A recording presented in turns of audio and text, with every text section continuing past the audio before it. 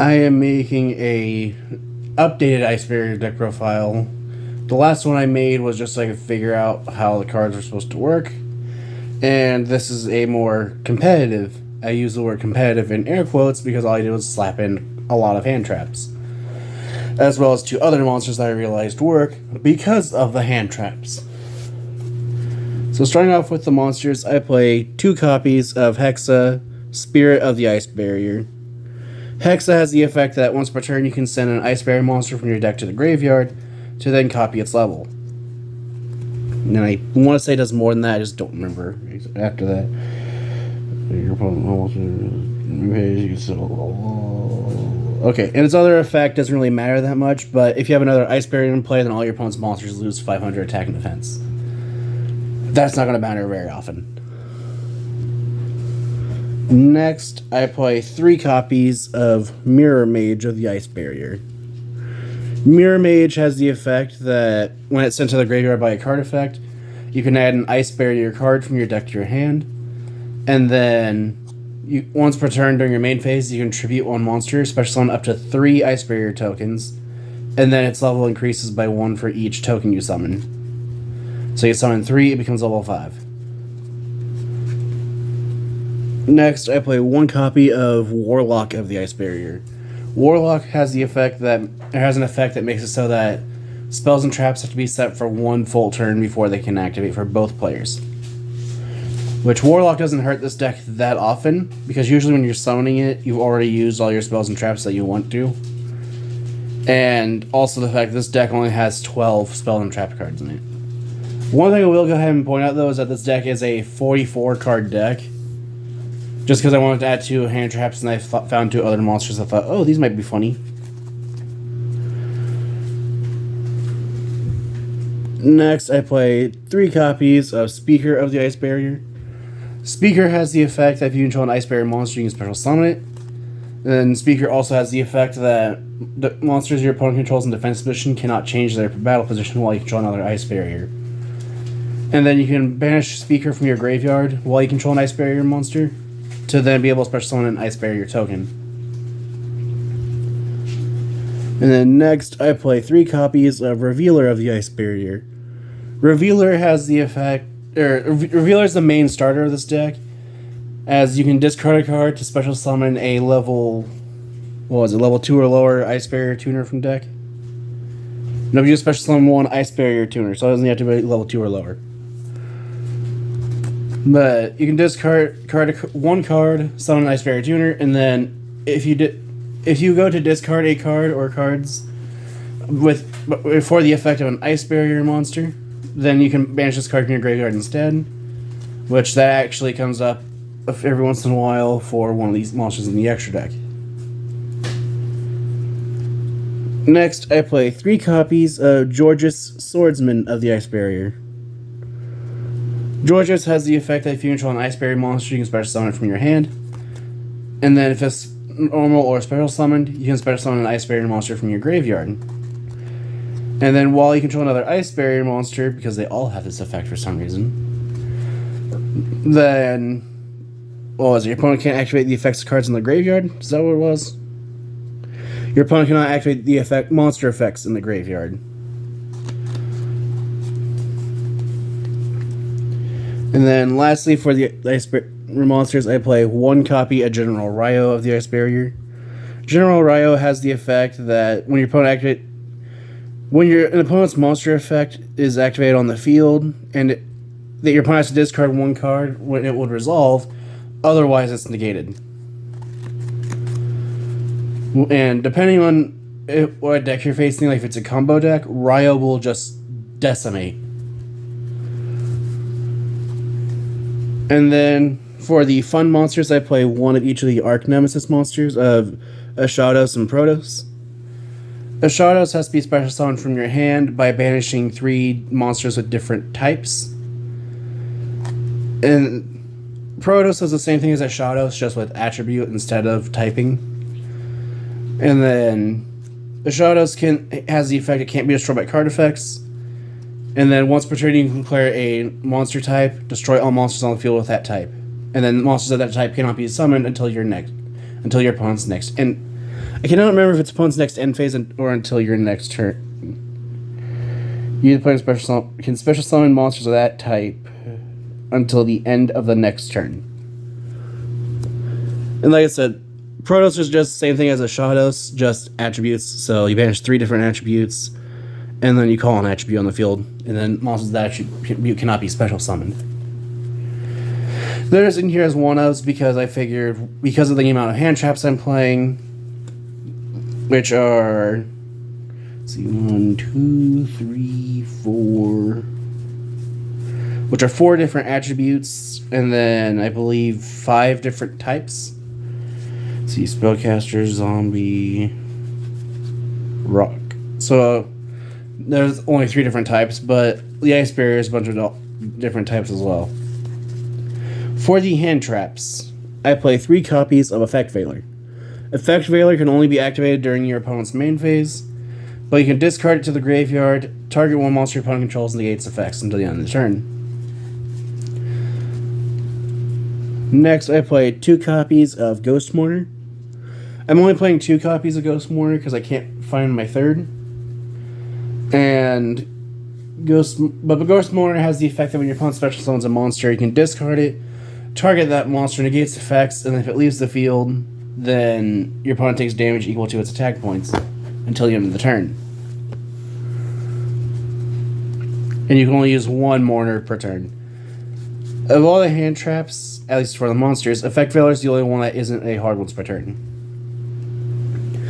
But next I play 3 copies of Ghost Spell.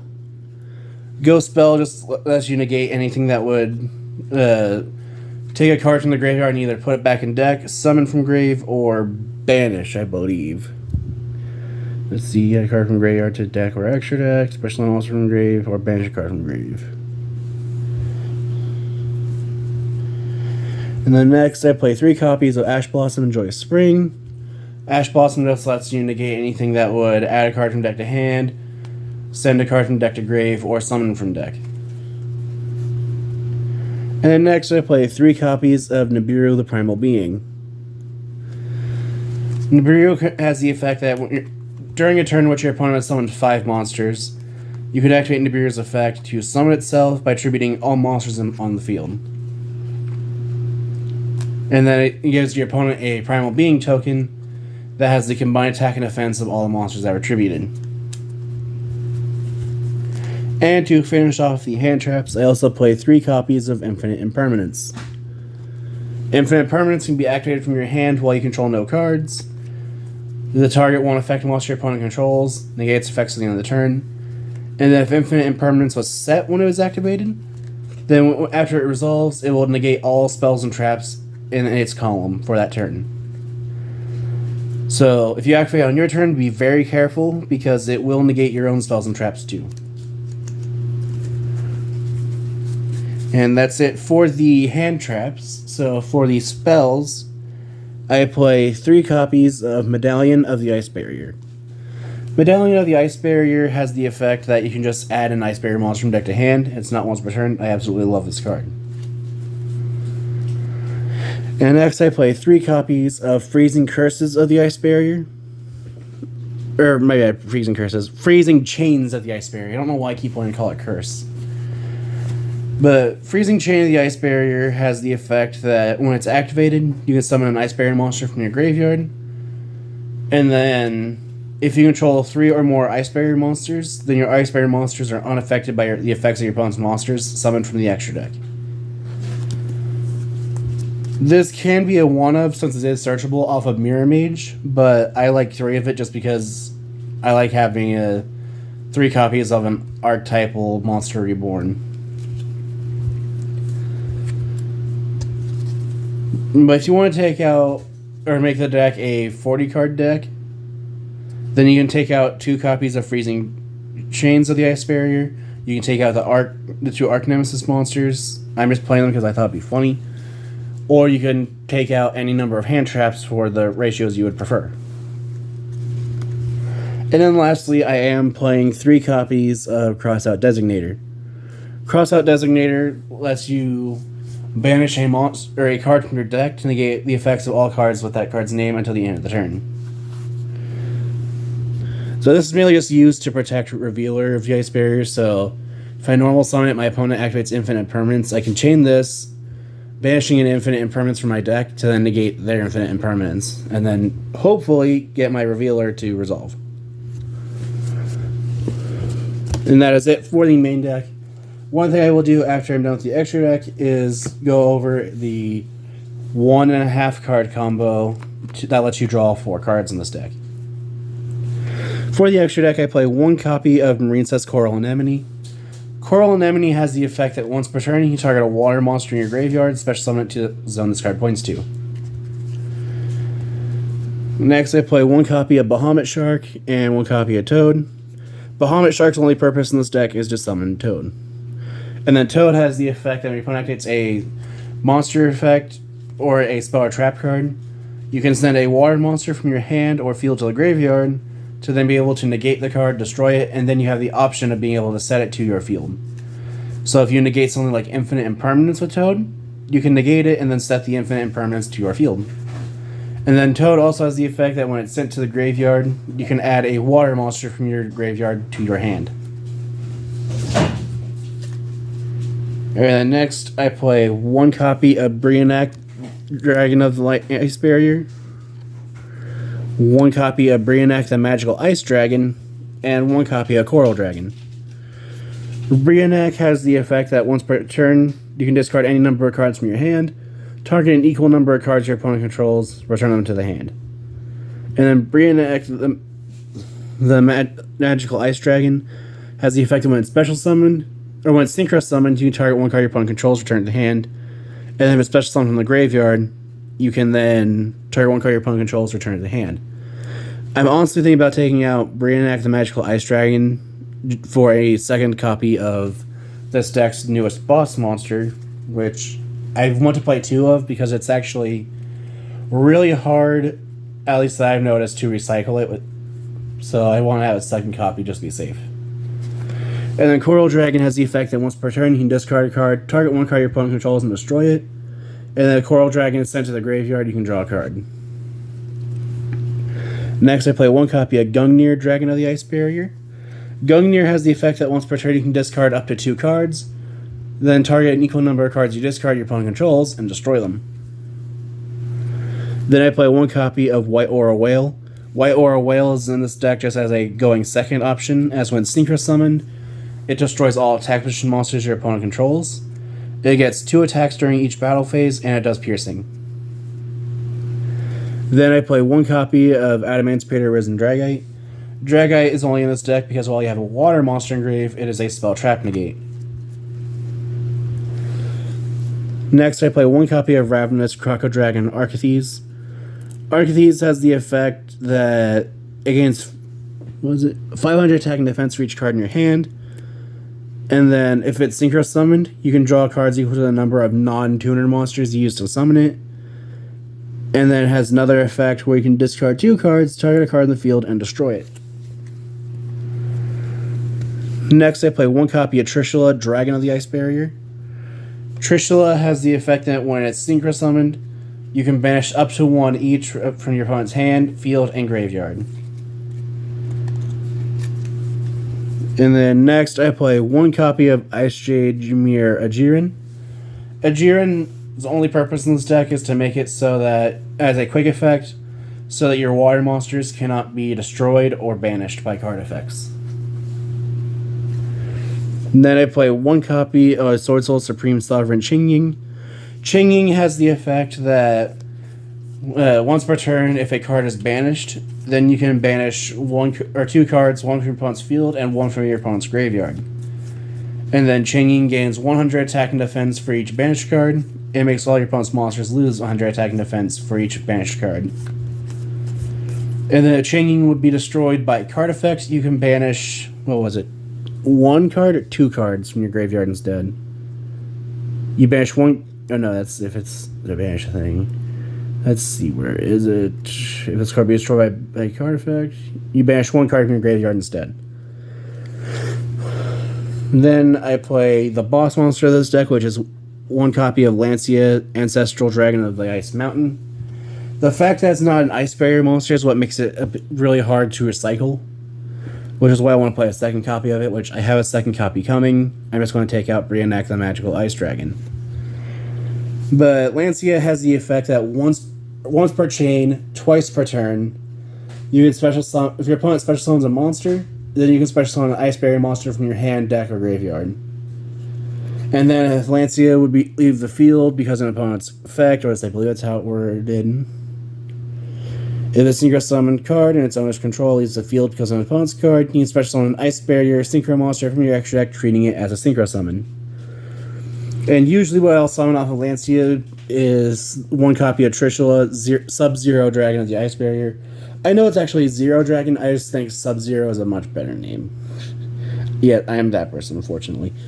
But Trishula has the effect that when it's synchro summoned, you can banish up to 3 cards your opponent controls. And then, if it is destroyed, then you can negate the effects of all monsters your opponent controls, have their attack, and then special summon a Trishula from your extra deck, treating it as a synchro summon. And then it gains... what was it? And its attack becomes 3,300? Yes. And that is it for the extra deck. Moving on to the 1.5 card combo. So for this combo, you just need 1 copy of Revealer and then any card you can discard. So what you do is you normal summon the Revealer, activate its effect, discarding any card, to then special summon Hexa from your deck. Hexa's effect will activate, sending your Mirror Mage to the graveyard, making itself level 2, and then triggering the Mirror Mage's effect to grab 1 of 2 cards depending on the rest of your hand. If you don't have it, you'll want Speaker, but if you already have Speaker, then you'll want Freezing Chains. And then you can special a Speaker with its own effect, overlay it with Revealer to summon Bahamut Shark. You'll then activate Bahamut Shark's effect, detaching the Speaker, which I guess it doesn't really matter, but in case something should happen, you want the Speaker in the graveyard. You then special summon Toad, and with that, you have... now if your opponent wants to Nibiru you, you have a Toad so that you can't get Nibiru'd. And then you link off Hexa and Bahamut Shark for Coral Anemone.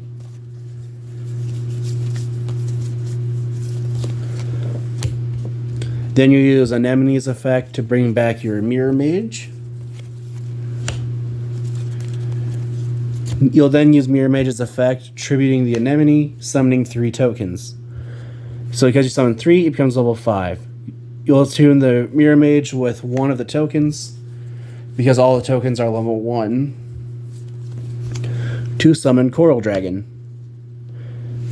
Then you'll use Speaker's effect in the graveyard, banishing it, to then give yourself another Ice Barrier token. Then you'll attune Coral Dragon with your 3 tokens,